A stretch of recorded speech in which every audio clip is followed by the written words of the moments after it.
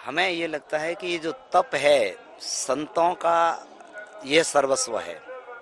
तप और त्याग से ही जीवन में नई चेतना उत्पन्न होती है, विचार शक्ति श्रेष्ठ होती है। विशेष करके ब्राह्मणों के लिए तो अनिवार्य है तप, और तप की परंपरा हमारे यहाँ बहुत। गुरु महाराज जी स्वयं सदगुरुदेव जी 18 घंटा चातुर्मास में तपस्या करते हैं लोक कल्याण के लिए। और वो खेतेश्वर भगवान ने भी बिना अन्न खाए हुए 12 साल तक अखंड तप किया, और गुरु महाराज जी के बताए हुए मार्ग पर हम जैसे चलने का प्रयास। तो तप की बड़ी महिमा है। संत परंपरा में बिना तप व्यक्ति के जीवन में कुछ भी अर्जन नहीं कर सकता है।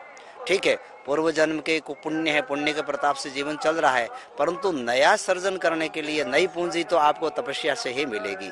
तो अपना जीवन में नई पूंजी मिले, हमारे आने वाली पीढ़ी के लिए भी हम कुछ न कुछ इकट्ठा करके रखें। जैसे हमारे लिए हमारे ऋषियों ने हमारे कुल में जो ऋषि हुए हैं, गुरुजन हुए हैं, हमारे जो माता पिता हुए हैं, उन्होंने तपस्या करके उनका फल हमें मिला।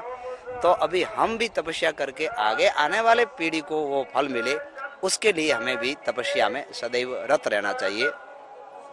तपस्या से जीवन में निखार आता है और तप से ही परमात्मा के तत्व की अनुभूति होती है। और एक चीज़ और जानना चाहूँ, कुछ अब नए जो युवाचार्य आ रहे हैं, उनको कितना विद्वान, कितना पढ़ाई, उनको कैसा होना चाहिए आगे आने के लिए समाज के? बिल्कुल, जैसे गुरु ने एक सोचा है, और अभी समाज को जिस वस्तु की आवश्यकता है, जैसे हम मानते हैं अभी मठ मंदिर बहुत है, मठ मंदिर बनाने की आवश्यकता नहीं है।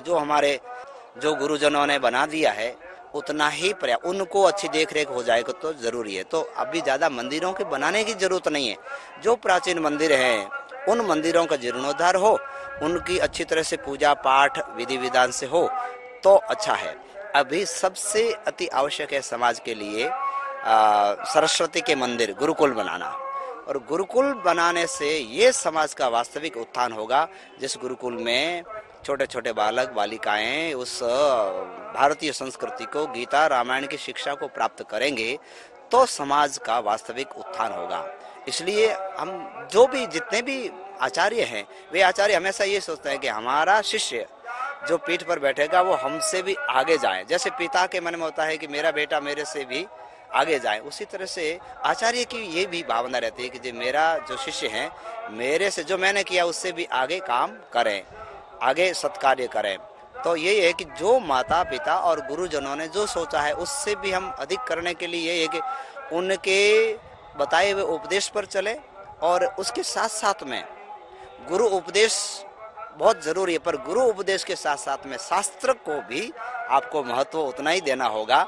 गीता रामायण भागवत जो भी हमारे अष्टादश पुराण हैं, इन पुराणों के अनुसार भी हमें चलना होगा। तो गुरु उपदेश और साथ साथ में जितने भी पुराण हैं, उपनिषद है, इनके अनुसार भी हमें चलने से हमारा जीवन, एक आचार्य की जिम्मेदारी क्या होती है उसको पूर्ण रूप से निभा सकते हैं। तो गुरुजनों की यही हमेशा अपेक्षा रहती है कि हमारा चेला हमसे आगे बढ़ करके काम करें।